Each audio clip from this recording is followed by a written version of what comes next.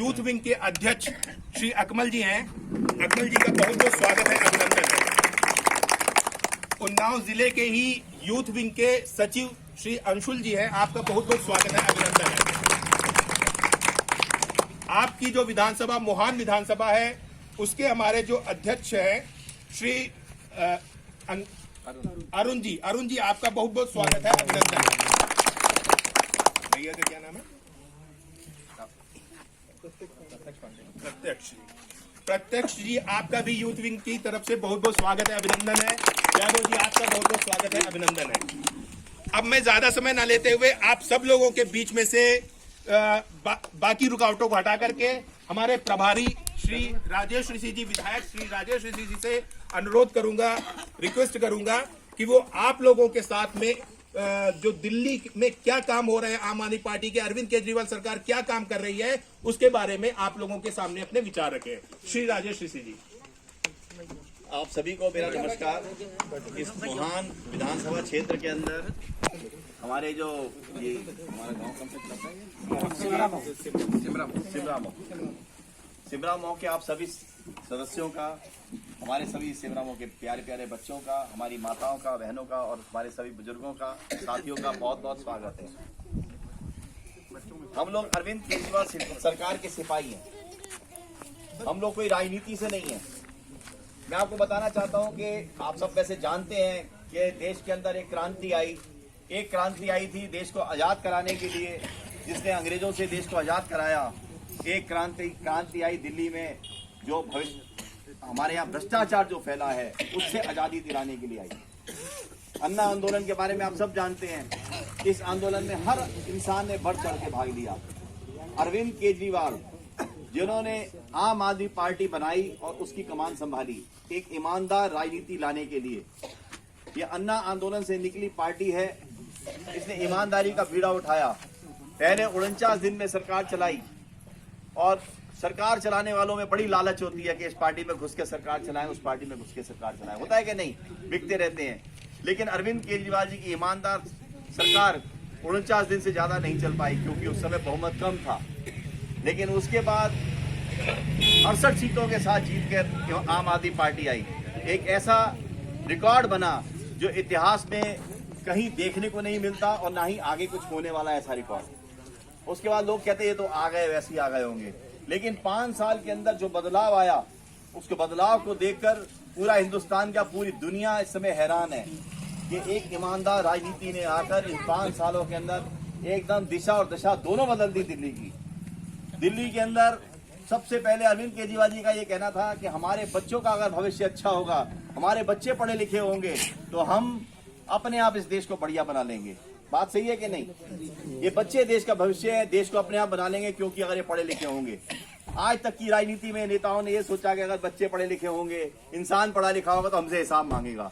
लेकिन ये पहला मुख्यमंत्री था जिसकी सोच ये थी कि आपके बच्चे पढ़े लिखे हों, आपके बच्चे कामयाब हों, और आपके बच्चे जब कामयाब होंगे तो आपके घर का भविष्य और आपके घर की व्यवस्था सारी बदल जाएगी।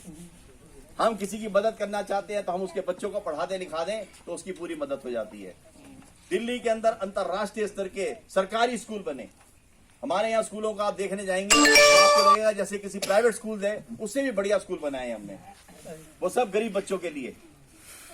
इन स्कूलों के अंदर वो सुविधाएं हैं जो प्राइवेट स्कूलों में भी नहीं है। बैठने के लिए इंफ्रास्ट्रक्चर, बच्चों के लिए बढ़िया ड्रेस और बच्चों के लिए अच्छा खाने की व्यवस्था भी है उसके अंदर। और तो और 12वीं तक के बच्चों के लिए सरकार ने उनको स्किल ट्रेनिंग देनी शुरू की है, ताकि कोई बच्चा बाई चांस आगे ना पढ़ पाए या वो पढ़ाई में कमजोर हो और वो आगे नहीं पढ़ना चाहता हो, तो उसको ऐसी स्किल ट्रेनिंग दे रहे हैं ताकि वो 20-25 हजार रुपये महीना कमाकर अपने घर को अच्छी तरह चला सके। ये देश की पहली सरकार है जिसने आपके बच्चों के भविष्य के लिए सोचा है। यानी कि जो बच्चा गरीब है, जो कभी सपने देखता है कि मैं IAS अफसर बन जाऊं, वो सपने देखता है मैं इंजीनियर बन जाऊं, वो सपने देखता है मैं डॉक्टर बन जाऊं, लेकिन अब सब्जी बेचने वाले का बच्चा कहां से इतना पैसा लाएगा डॉक्टरी करने के लिए? कहां से पैसा लाएगा ट्रेनिंग के लिए? तो कोचिंग के लिए पैसा नहीं इकट्ठा कर पाते लोग।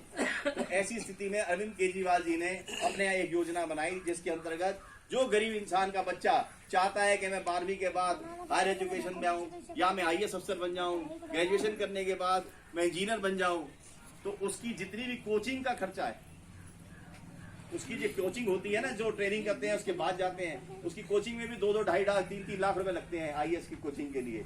वो सारी कोचिंग का खर्चा दिल्ली सरकार दे रही है आपके बच्चे का भविष्य बनाने के लिए। ऐसा कभी किसी सरकार ने नहीं किया। अब होता है क्या है कि मैं डॉक्टरी करनी है, डॉक्टरी के लिए पैसा चाहिए। अब पैसा कहाँ से आएगा? गरीब आदमी तो नहीं दे सकता, वो अपना, इसका मतलब गरीब का बच्चा गरीब रह जाएगा, अमीर का बच्चा डॉक्टर बन जाएगा। ऐसा दिल्ली की सरकार ने जो करके दिखाया है, ऐसा किसी भी सरकार ने आज तक नहीं किया। अगर आपका बच्चा चाहता है कि मैं हायर एजुकेशन में चला जाऊं कहीं पढ़ने के लिए, जहां पैसा लग रहा है और माँ बाप के पास पैसा नहीं है, तो दिल्ली सरकार अपनी गारंटी पे बैंक से लोन लेके देती है। माँ बाप की गारंटी नहीं होती उसके अंदर, अपनी गारंटी पे लोन लेके देती है ताकि आपका बच्चा पढ़ के डॉक्टर बने, इंजीनियर बने और जो भी हायर एजुकेशन लेना चाहिए। ये पहली सरकार है अरविंद केजरीवाल जी की। मनीष सिसोदिया जैसे इंसानों ने मिलकर ऐसे कार्य किए हैं जिससे कि दिल्ली के अंदर गरीब बच्चों के भविष्य के अंदर बहुत बड़ा सुधार हुआ। अभी आपको जानकारी होगी कि कोरोना हुआ, कोरोना में सारे स्कूल बंद हैं, आज भी बंद हैं, बच्चों को ऑनलाइन शिक्षा दी जा रही है। लेकिन जब बच्चा ऑनलाइन शिक्षा ले रहा है तो वो स्कूलों में जो खाना मिलता है वो तो उसको मिलता नहीं है। सरकार ने अब व्यवस्था की है कि सूखा राशन उन बच्चों के घर में पहुंचाया जा रहा है ताकि माँ बाप उनको पौष्टिक आहार बच्चों को दे सकें। ये पहली सरकार है जिसने ऐसी कोशिश की है कि जो बच्चों का खाना स्कूलों में मिलता था, स्कूल बंद होने के बाद भी आपको घर में उनका राशन पहुंचाया जा रहा है। आपने सुना होगा कि हमारे दिल्ली के अंदर अस्पताल बहुत सुधर गए, सुना है जी? नहीं, दिल्ली के अंदर अस्पतालों की स्थिति ऐसी है कि आप अगर जाएंगे तो आपको लगेगा कि प्राइवेट अस्पताल से भी बढ़िया अस्पताल है। ये सरकारी अस्पताल हैं, ये जनता के टैक्स के पैसे से बने हुए अस्पताल हैं। अगर यही दूसरी पार्टी के नेता होते तो सारा पैसा खा जाते। ये ईमानदार राजनीति शुरू की जो अरविंद केजरीवाल जी ने, एक भ्रष्टाचार विरोधी मंच के थ्रू इसे आए हैं, तो हम लोगों ने भ्रष्टाचार को रोका है और भ्रष्टाचार में जो पैसा रुका उसके द्वारा ये बिल्डिंगें बढ़िया से बढ़िया बनी, बढ़िया से बढ़िया इलाज हो रहा है। हमारे दिल्ली के अस्पतालों में सारी दवाइयाँ मुफ्त मिलती हैं, सारे टेस्ट मुफ्त होते हैं और सारे इलाज मुफ्त होते हैं।